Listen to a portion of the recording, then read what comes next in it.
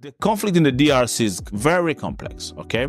International aid and development programs focusing on education, healthcare, and infrastructure are crucial in those places. These children are working in minings. They're usually not able to access education or healthcare or better opportunities.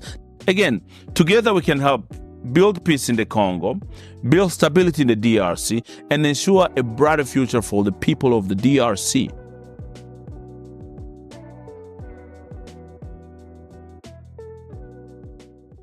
Welcome to Rad Talk. Today's episode, I'm going to be diving into the critical issues in the Democratic Republic of Congo, known as DRC.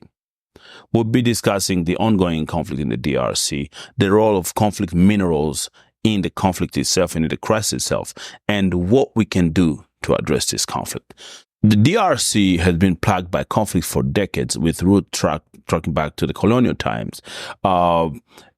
DRC got its independence in 1960, followed by years of dictatorship under Mobutu Sese Seko, which led a lot of instability in the Democratic Republic of Congo. The First and Second Congo War in the late 1990s and early 2000 drew in multiple neighboring countries and resulted in an estimated of 5.4 million people dying through those conflicts in the DRC, and which make the Congo the deadliest conflict after World War II. Many people do not share about it, but that's actually what is happening. Today, the conflict continues, particularly in the Eastern Congo, where various armed groups, including militia, rebel factions, continue to control the territories and its resources. There are currently over 100 armed groups operating in the Democratic Republic of Congo, the Eastern DRC, causing widespread violence, but also desperation, displacement. Congo has the largest displacement people or number of displaced people and refugees in Africa and the modern world right now.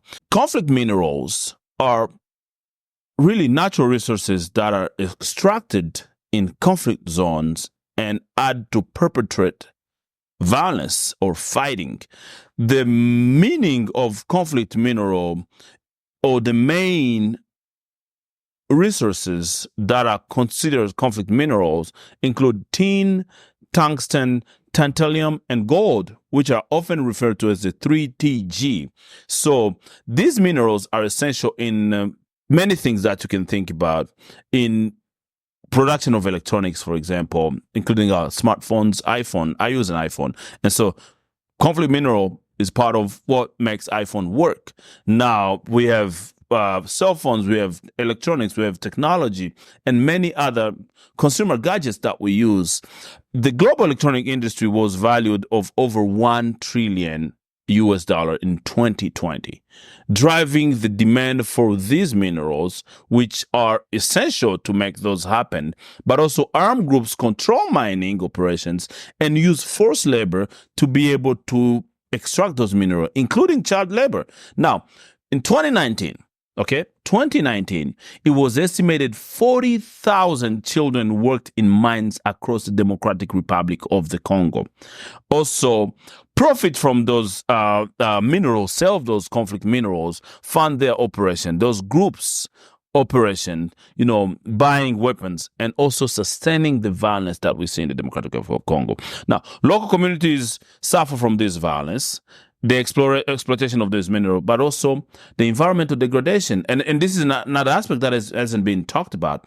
Over 4 million people are internally displaced in the Congo within the actual DRC due to this ongoing conflict. Efforts like Dodd-Frank Act in the United States require that companies disclose the use of conflict mineral in their products.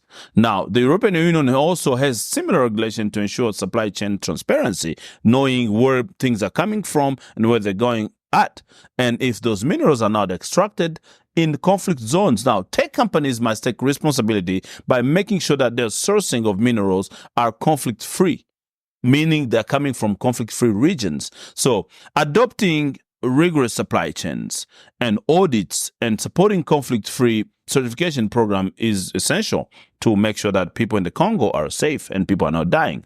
Consumers can influence change by demanding transparency from these companies. Again, when you buy your cell phone, when you buy your iPhone or Android, or you buy your TV, you buy a computer, you have the right to say, hey, I want to know if any of these minerals, conflict minerals, come from Congo, or any of the minerals in my phone, if it's tin, tungsten, or tantalum, or the gold that I'm wearing for my jewelry come from the Congo.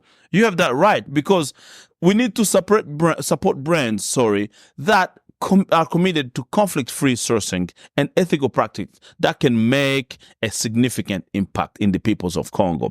Now, investing in community development and sustainable, mining practice can help reduce dependency on armed groups. Now, again, these armed groups are sustained because minerals are being extracted in the Congo without consideration to what that is happening. Now, international aid and development programs focusing on education, healthcare, and infrastructure are crucial in those places. These children are working in minings. They're usually not able to access education or healthcare or better opportunities. They have to go work in these mines so that they can support themselves and their family.